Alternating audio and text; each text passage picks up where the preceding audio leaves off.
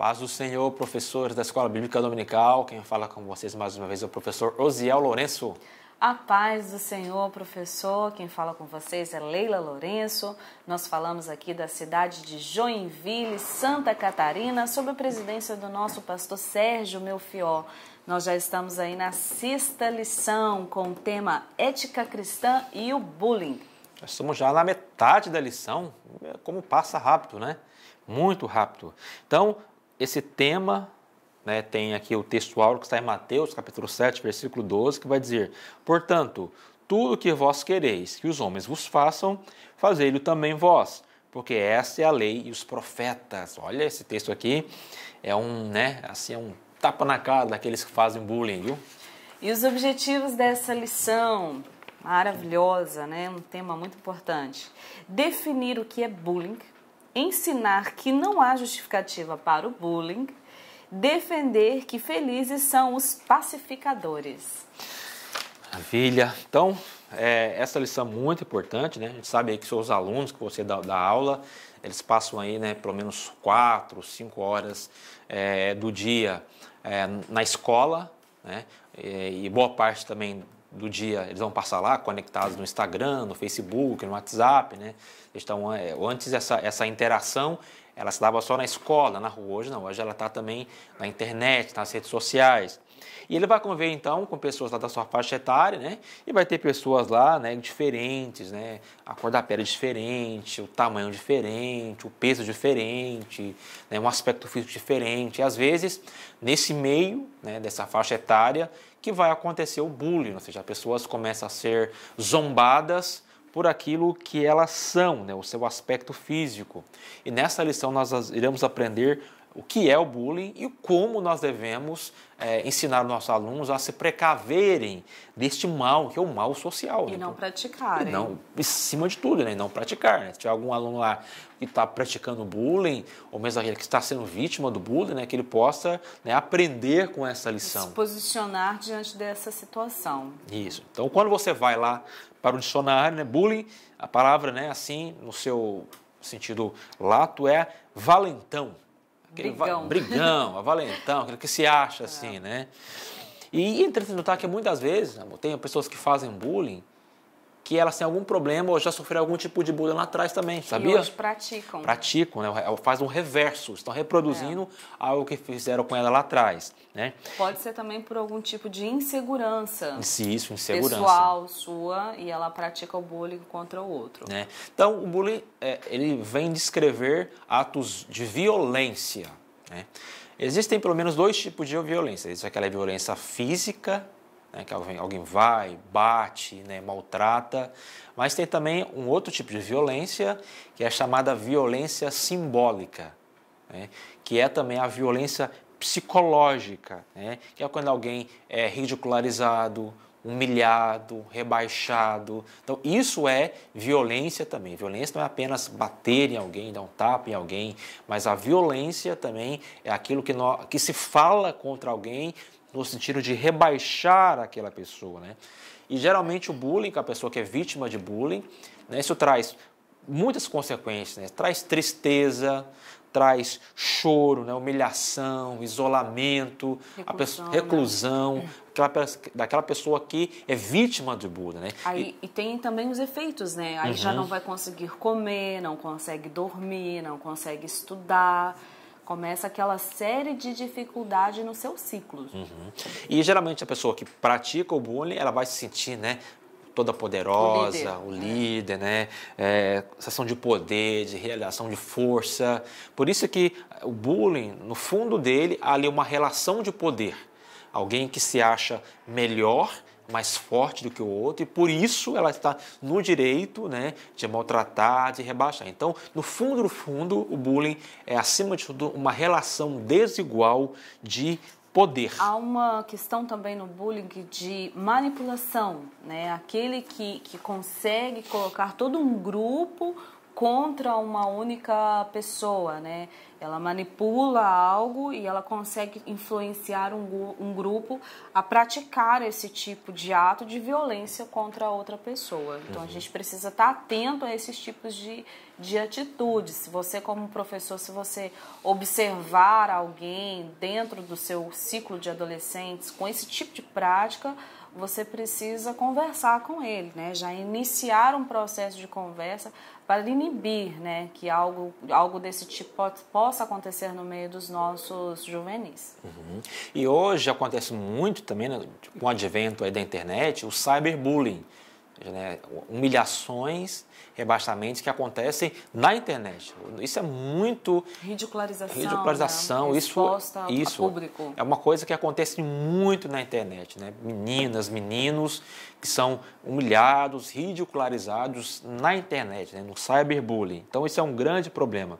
E, geralmente, o bullying, né? Os tipos mais comuns são aqueles onde são atribuídos apelidos pejorativos, né? Geralmente em razão de aspectos físicos. Às vezes a pessoa é muito magra ou magrelo, né? Ou gorducho, ou orelhudo, ou narigudo. Baixinho, ou alto. Geralmente assim, a maior parte dos bullies estão relacionadas com apelidos, né, que se dão, né, a pessoas em razão... Características, né? Tem, E às vezes quem está praticando bullying, às vezes... Ele acha, não, isso é uma brincadeira, eu estou apenas brincando com você, não tem nada a ver, né? Mas, de novo, né? Aquilo que você está fazendo com o outro, diga isso para o seu aluno, né? Confronte ele. Isso que você está fazendo com o colega, né? Você gostaria que ele fizesse com você também, né? Aqui que está a questão, né? Então, e algo interessante, né, até a lição ela vai dizer... existem estudos que são feitos sobre qual tipo de bullying que é realizado. O tipo mais comum que é realizado tem relação com o peso. Verdade. Ou gorducho, né? Ou botijão de gás, ou gorducho, né? Apelidos pejorativos para falar do peso da pessoa, né? E a pessoa vai crescendo com aquilo, né? Não, eu sou feia. Além dessa situação poder se tornar em um transtorno para outra pessoa, né? No decorrer da sua vida. Exatamente, né? Nós precisamos também, professor, prestar atenção em algo, né? Quando nós vemos aí adultos, às vezes, com comportamentos complicados, ele pode ter sido alguém que cometeu um ato de bullying ou ele pode ser alguém que sofreu o ato pelo bullying, né? Então, quando você conversa com seus alunos, que você orienta eles, você está dando para eles a oportunidade deles se tornarem não somente adultos que respeitam o próximo, como cristãos também, que dão um bom exemplo, né, fora do nosso ciclo, dentro da sociedade, de como é ser um cristão correto, né? Ele não deve praticar, ele não deve apoiar. Por quê? Porque tudo isso pode acarretar na sua juventude, ali na sua mocidade e depois até na sua vida futura, num casamento ou num trabalho, porque tudo aquilo que é praticado dentro da infância e dentro da adolescência, aquilo é carregado com ele no seu decorrer da vida. Então, se há algum tipo de prática nessa agora, você tem a oportunidade de orientá-lo, você tem a oportunidade de identificar, de explicar, para que rompa-se esse tipo de comportamento que não somente desagrada a Deus, mas que afeta também a vida de outra pessoa. E não somente afeta a vida daquele que está sofrendo bullying, mas afeta também a vida da família, né? Porque o pai, a mãe, os próximos, eles também vão sofrer quando alguém está passando por esse tipo de situação. Então é um comportamento que não somente afeta aquele indivíduo, mas todo um ciclo, né? E eu tenho certeza que o Espírito Santo ficaria muito triste se algum do seu juvenil estiver praticando. Se ele estiver sofrendo esse tipo de prática, então você deve seguir com ele com um processo diferente, né? De que orientar, dando força, dando ânimo, de repente, se for preciso, orientar os pais para que vá na escola, conversar para que se elimine esse tipo de sofrimento, esse tipo de situação. E aqui no tópico de número 2, aqui a regra de ouro, que é muito básica mesmo, né? Aquilo que Jesus disse: portanto, tudo que vós quereis que os homens vos façam, façei-lhes vós também, né? Ou seja, né, se você está fazendo bullying com alguém, você gostaria de ouvir aquelas coisas que você fala para o outro também? Então, confrontar mesmo, né? Confrontar mesmo. Como pode alguém humilhar alguém, né, envergonhar alguém, ridicularizar alguém, aí chega à noite para o culto, vai para o culto, levanta a mão, adora, chora? Não. Como uma mesma boca que maltrata, que humilha, ela pode bendizer a Deus. Então, diga claramente, Deus não se agrada disso, né? Você tem que adorar a Deus, bendizer a Deus, mas não pode humilhar o outro, não pode humilhar o seu colega, né? Então, a regra de ouro, né? Aquilo que eu quero que os outros façam, aquilo que eu faço, né, para os outros, né? Será que aquilo também eu quero que eles façam o mesmo comigo? É a regra de ouro, né? Contra o bullying. E também você pode fazer uma explicação básica, né, sobre permanecer em Cristo. O que é permanecer em Cristo? Permanecer ou estar, né? O adolescente vai lá, está na cruz, e depois ele sai e ele faz um monte de besteiras e volta a estar na cruz. Quando nós permanecemos em Cristo, quando nós permanecemos na palavra dele, ele vai conseguir entender que qualquer tipo de prática que vai afetar o outro, quando ele conseguir ter a consciência de que aquilo que ele está praticando, se ele passaria por aquilo, se seria bom, a partir do momento que ele consegue compreender isso, você já deu um grande passo, né, amor? Uhum. Deu um grande passo, porque a gente não devemos, nem adolescentes, nem professores e nem adultos, praticar algo contra o nosso próximo que nós não gostaríamos que nós mesmos passássemos, né? Talvez você já tenha passado por algum tipo de injustiça, algo, nossa, como é que aquela pessoa pôde fazer isso comigo? Eu nunca faria isso, né? Quando você já tem esse tipo de pensamento, você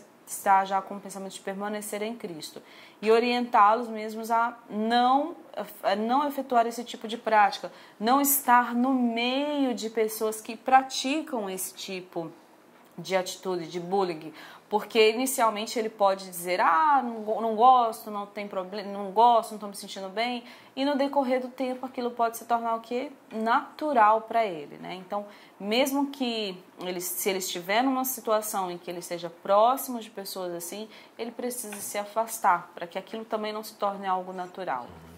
Então, no tópico 3, existem 3 tipos de pessoas, né, que são envolvidas com o bullying, né? Existe o agressor, existe a vítima, existe a testemunha, né? O agressor, se a pessoa que está ouvindo, ela for um agressor, que está fazendo uma agressão, que ela pare imediatamente com aquilo, né? Se ela for uma testemunha, alguém que está vendo, que ela não fique calada, né? Mas que ela não concorde com aquilo, que ela procure dar um basta também naquela situação. E se a pessoa ela for a vítima do bullying, né, que ela não sofra calada, que ela conte para os seus pais, que ela peça ajuda para sair daquela situação.